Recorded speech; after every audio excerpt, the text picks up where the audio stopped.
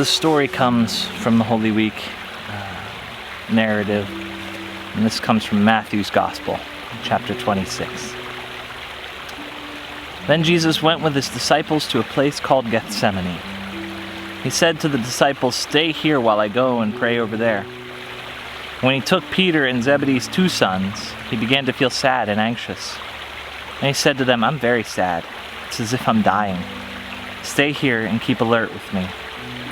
Then he went a short distance farther and fell on his face and prayed, "My Father, if it is possible, take this cup of suffering away from me. However, not what I want, but what you want." Jesus came back to the disciples and found them sleeping. He said to Peter, "Couldn't you stay alert 1 hour with me? Stay alert and pray so that you won't give in to temptation. The spirit is eager, but the flesh is weak." The second time he went away and prayed, "My Father, if it's not possible that this cup be taken away unless I drink it, then let it be what you want." Again he came and found them sleeping. Their eyes were heavy with sleep, but he left them, and again went and prayed the same words for the 3rd time. Then he came to his disciples and said to them, "Will you sleep and rest all night?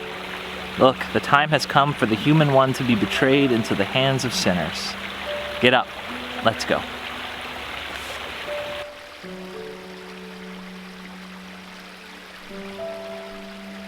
I think that when it comes to Jesus, we have this idea that he was always super happy and super pumped and just kind of like robot Jesus, like kind of just went and did whatever he had to do without objection and without concern. What I think is so remarkable about Jesus is that he's the human one, as the Common English Bible translates it. He's God in the flesh, which means not that he is just some automatic robot God-like person, but that he feels what we feel.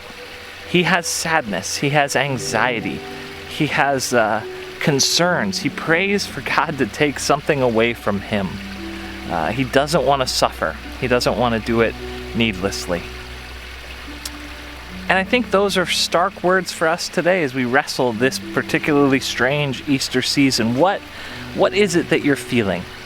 I found myself a couple times in this season saying, there are people who have it way worse off than me, and that, again, is true.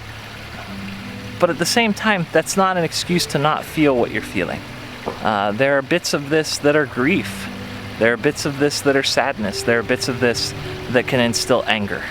And I think it's okay to let ourselves feel those feelings.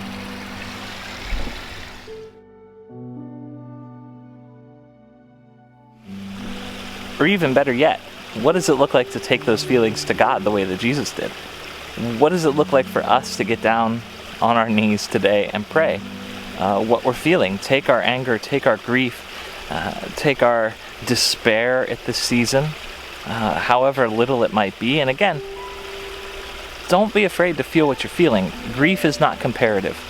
It doesn't matter how much grief somebody else has, you have your grief. And I think it's important to recognize that Jesus himself goes to God with his grief. What does it look like for us to go to God in this season, to pray, "God, take this away from us," and yet to still be open to whatever God's will is for us in this season?